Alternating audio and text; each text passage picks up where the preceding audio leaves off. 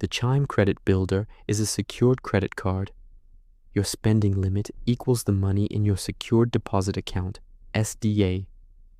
You can access those funds in two main ways: transfer them back to your checking account or withdraw cash at an ATM using the Credit Builder card. Transfer money out of Credit Builder to checking. Open the Chime app, tap Move, Transfer Money, set from to Credit Builder and to checking account or savings. Enter the amount, review, and confirm.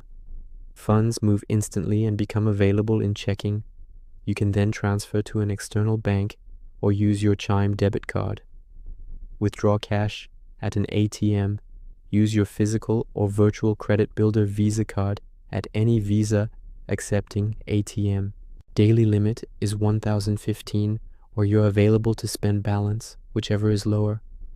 These withdrawals do not count against your debit card limits. Prefer in-network ATMs, Allpoint, Visa Plus Alliance, etc. for no Chime fee.